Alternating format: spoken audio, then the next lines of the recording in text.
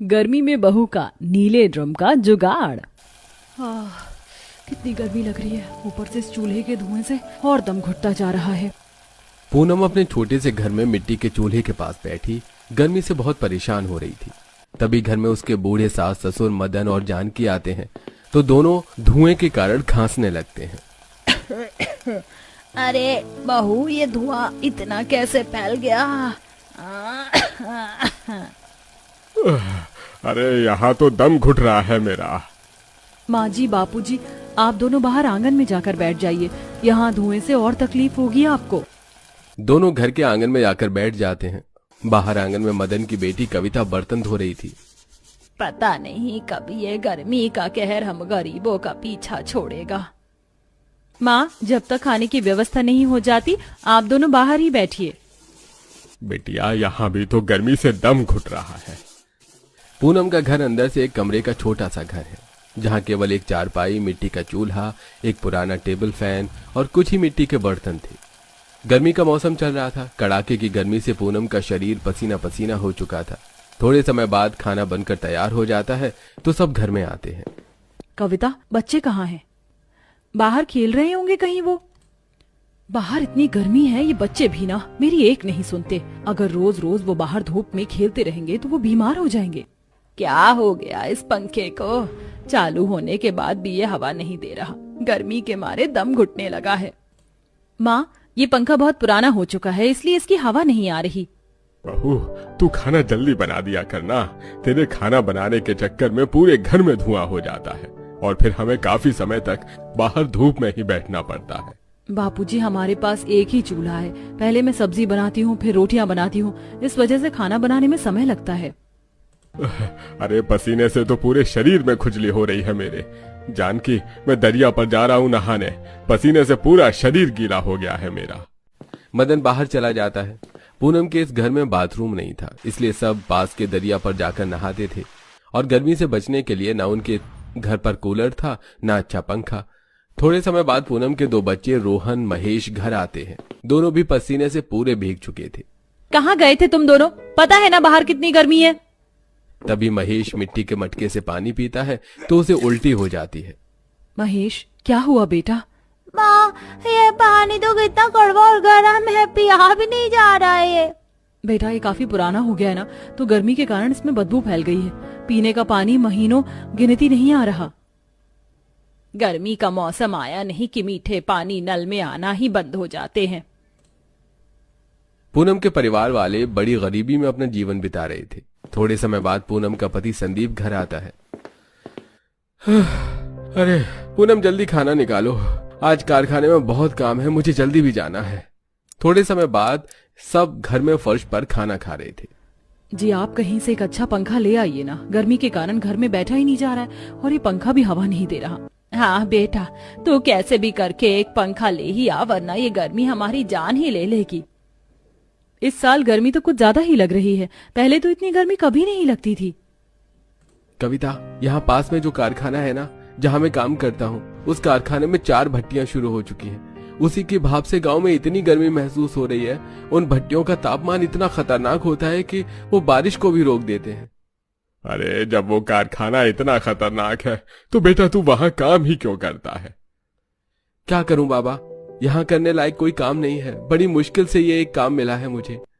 संदीप पास के एक कारखाने में मजदूरी करता है, जहाँ कारखाने में प्लास्टिक के पुराने ड्रम को पिघलाकर नए ड्रम बनाए जाते हैं।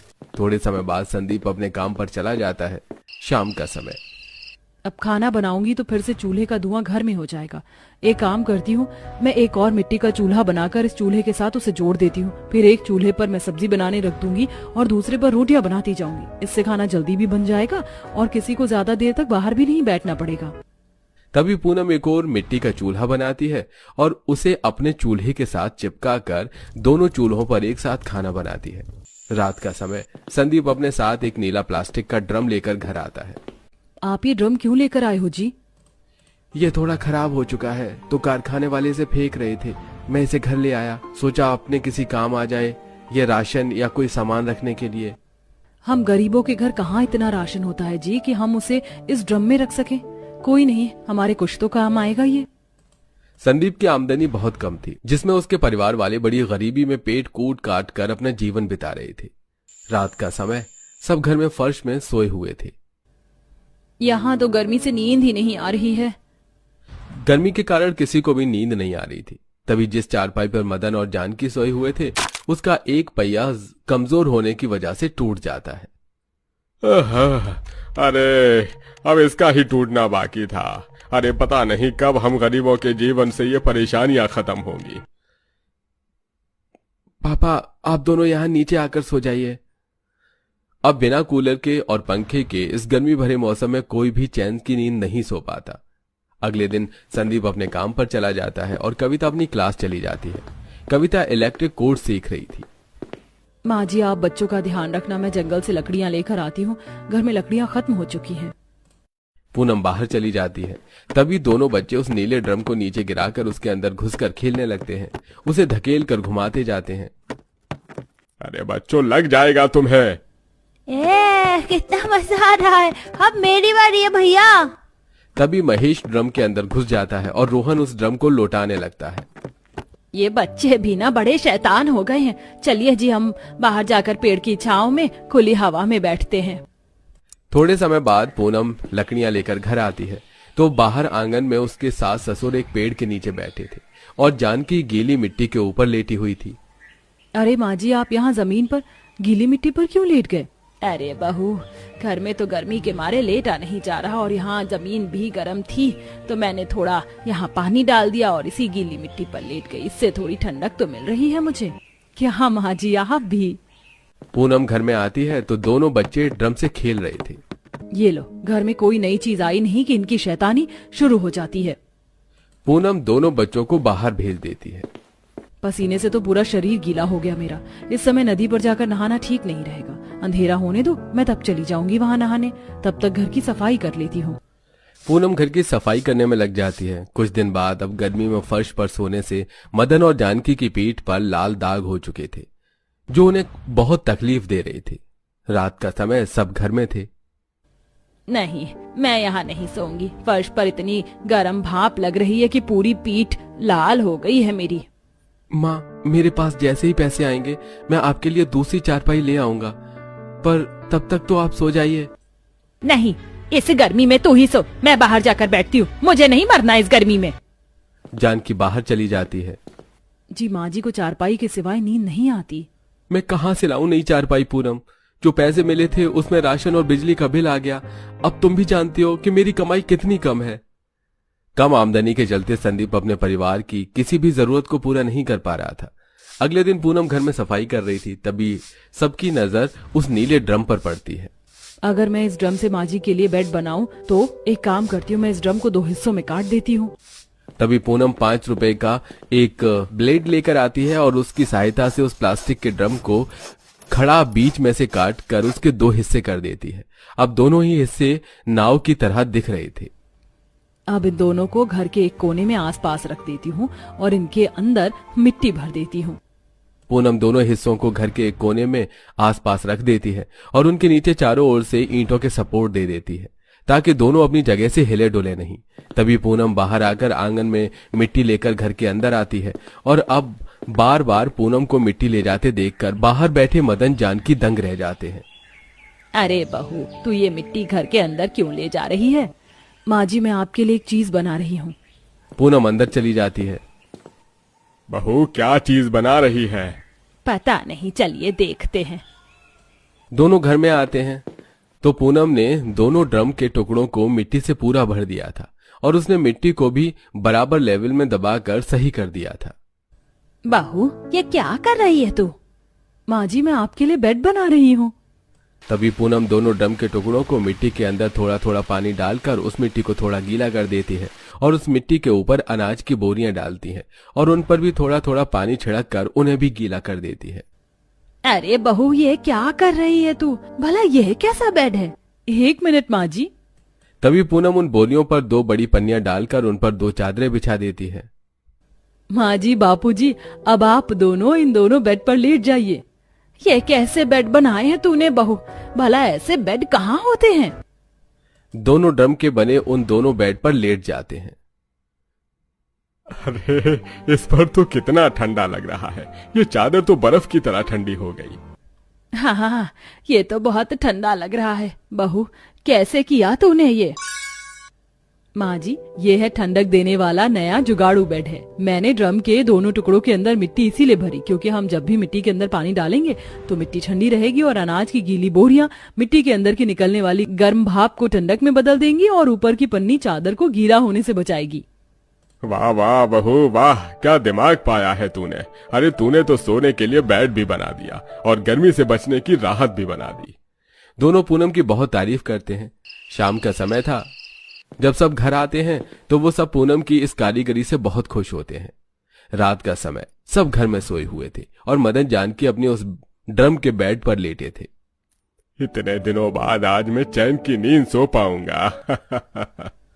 दादी जी और दादाजी मजे से इस ठंडे बेड पर सो रहे हैं और हम ऐसे गर्मी में। बेटा, माँ जी बापूजी बुजुर्ग हैं, उन्हें गर्मी से तकलीफ हो रही है ना, इसलिए इस बेड पर वो सो रहे हैं। बहू, यहाँ बहुत सी जगह है, आ जाओ बच्चों, तुम दोनों भी हमारे पास आकर सो जाओ। दोनों बच्चे मदन जानकी के पास उस ड्रम वाले बेड पर सो जाते हैं। अब मिट्टी की ठंडक से चारों मजे की नींद सो पाते हैं। अब इसी तरह दिन प्रतिदिन बीतने लगे, पर गर्मी के कारण घर में सबका बुरा हाल हो रहा था। एक शाम, पूनम, ये लो 1500 रुपए, घर का राशन ले आना। अब बाकी पैसों में माँ जी बाबूजी की दवाई ले आता हूँ और बिजली का बिल भरकर थोड़े पैसे कविता को क्लास की फीस दे देता हूँ। राशन तो है नहीं, मैं अभी ही जाकर राशन ले आती हूँ। पूनम मार्केट से एक दुकान पर आकर राशन लेने लगती है। काश कि हमारे पास कुछ पैसे होते तो हम भी एक कूलर ले आते थे जो मेरे परिवार को गर्मी से तो बचाता था। तभी पूनम की नजर सामने एक कबाड़ की दुकान पर पड़ती है जहां कूलर की एक मोटर, पंखा और एक पानी की मोटर पड़ी हुई थी। ये देखकर पूनम उस कबाड़ वाले के पास जाती है। भाई साहब, ये मोटर चालू है क्या? पता नहीं बहन जी, ये तो कबाड़ है, इसे तो हम जलाकर पिघला देते हैं। अगर ये मोटर चालू हुई तो मैं इससे कूलर बना सकती हूँ। भाई साहब, क्या आप ये मोटर, पंखा और पानी की मोटर मुझे दे सकते हो? ठीक है, 300 रुपए दे दो और ले जाओ। पूनम कबाड़ वाले से वो सारा सामान और राशन लेकर घर आ जाती है। पूनम, तुम ये कबाड़ क्यों लेकर आई हो? आपको पता है, मेरे मायके में हमारा एक पड़ोसी है जो नए कूलर बनाता है। मैं हमेशा उसे कूलर बनाते देखती थी। अब उसका देखा देखी मुझे भी पता है कि कूलर कैसे बनाते हैं, तो मैं सोच रही हूँ कि हम भी ड्रम का एक कूलर बनाते हैं। भाभी, ड्रम से कैसे कूलर बन पाएगा? बनेगा कविता। संदीप जी, आप ना बस मुझे एक ड्रम लाकर दे दीजिए। पूनम, कारखाने का मालिक अब पैसों में देगा मुझे ड्रम। खराब ड्रम इस बार बार नहीं आते। जी, आप कैसे भी करके ले आइए ना एक ड्रम। मैं चाहती हूँ कि हमें भी गर्मी से बचने के लिए कूलर मिल जाए। ठीक है, मैं कल ले आऊंगा। अगले दिन दोपहर में संदीप एक ड्रम लाकर पूनम को देता है तो पूनम उस ड्रम को सामने गोल आकार का छेद करती है और आजू बाजू 2 बड़े चौकून छेद करती है। और जैसे उसने उस आदमी को कूलर बनाते हुए देखा था, वो वैसे ही उस ड्रम के अंदर मोटर और पंखे को फिट कर देती है। कविता, तुम्हें तो इलेक्ट्रिक काम आता है ना, तुम इसकी वायरिंग कर दोगी? ठीक है भाभी। कूलर का ढांचा बनकर तैयार था। तभी कविता उसमें वायरिंग करती है और उस मोटर को ऑन करके देखती है तो मोटर चालू हो जाती है। अरे वाह, ये मोटर तो चालू है। भाभी, अब पानी तो हम इसमें डाल देंगे, पर आप इन फड़कों पर लगाने के लिए घास कहाँ से लाएंगी? अरे हाँ, घास लाने के लिए तो हमारे पास पैसे ही नहीं है। संदीप को कारखाने से पैसे भी अब अगले महीने ही मिलेंगे। एक काम करते हैं, जंगल में तो बहुत सी सूखी घास होगी, हम तब तक वही घास ले आते हैं। तभी पूनम जंगल से थोड़ी सूखी घास लाती है और दोनों फड़कों पर घास और अनाज की बोरियां लगा देती है। रात का समय, पूनम का ड्रम कूलर बनकर तैयार था और वो सबको काफी ठंडी हवा भी दे रहा था। अरे वाह, इस कूलर की तो कितनी अच्छी हवा आ रही है। पूनम, तुम तो कमाल हो यार, कहाँ से लाती हो तुम ऐसे जुगाड़? अपने जुगाड़ से हजारों रुपए का कूलर हमने 500 रुपए में बना लिया। माँ, जब आप ये चीजें बना रहे हो तो हमारे लिए एक फ्रिज भी बना दीजिए ना, इतनी गर्मी में गर्म पानी नहीं पिया जाता हमसे। हाँ हाँ बहू, बात तो सही है रोहन की, गर्म पानी सच में पिया नहीं जा रहा। पर माँ जी, फ्रिज बनाना मुझे नहीं आता। मुझे आता है भाभी, हम कबाड़ से पुराने फ्रिज का सामान ले आएंगे, आप बस ड्रम से फ्रिज का ढांचा बना देना, बाकी काम मैं कर लूंगी। कुछ दिन बाद संदीप किसी से कर्ज लेकर पुराने फ्रिज का सामान और एक ड्रम लेकर आता है, जिसके बाद कुछ दिनों की मेहनत से कविता और पूनम उस ड्रम का एक फ्रिज बना लेते हैं, जिसके बाद उन्हें ठंडा पानी पीने का सुख प्राप्त हो जाता है। एक शाम, भाभी 4 दिन से मैंने नहाया नहीं है, चलिए ना हम दरिया पर जाकर नहा कर आते हैं। हाँ मैंने भी 2 दिन से नहाया नहीं, चलो नहा कर आते हैं। दोनों बाहर आते हैं तो थोड़ा अंधेरा हो चुका था। तभी दोनों दरिया पर आकर नहाने लगते हैं। तभी गांव के कुछ छिछोरे लड़के उन्हें देखने लगते हैं तो कविता की नजर उन पर पड़ जाती है। भाभी कुछ लड़के हमें देख रहे हैं। कहाँ? वहाँ पेड़ के पीछे। पूनम उन लड़कों को देखती है। चलो कविता हम घर चलते हैं। दोनों घर आकर मदन और संदीप को सारी बात बताते हैं। क्या? कौन था वो बदमाश? मैं उन्हें जिंदा नहीं छोड़ूंगा। छोड़िए ना संदीप जी, क्यों उन बदमाशों के मुंह लगना। मैं कब से कह रही हूँ कि घर में एक बाथरूम बना लो, ऐसे नदी पर जाकर नहाना अच्छी बात नहीं है। मैं भी कब से यही सोच रहा हूं माँ, पर मेरे पास पैसे ही नहीं जम पा रहे हैं। तभी पूनम की नजर ड्रम के टूटे हुए टुकड़ों पर पड़ती है। संदीप जी हम घर के एक कोने में ड्रम से एक बाथरूम बना लेते हैं ना। वो कैसे?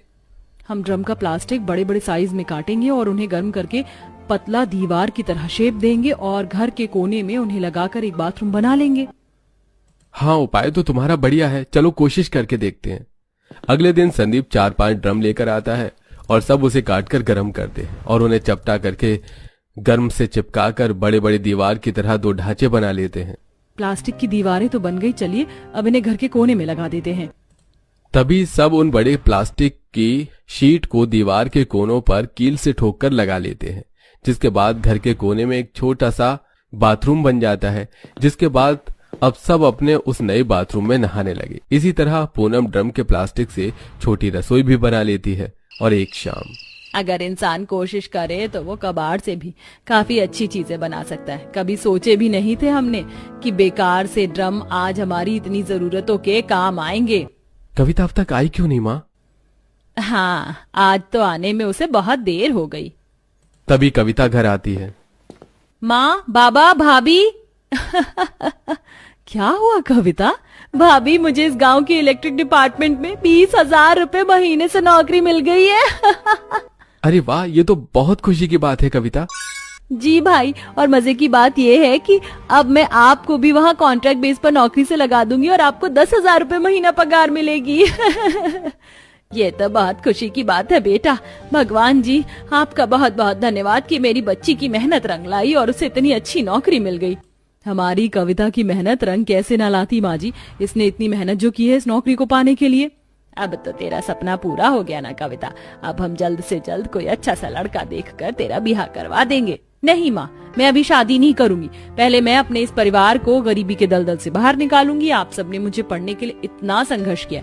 आज मैं जो कुछ बनी हूँ अपने भाई की बदौलत, इनकी मेहनत से बनी हूँ माँ। पहले मैं अपने भाई और आप सबकी गरीबी अपने दम पर दूर करूंगी, फिर शादी करूंगी।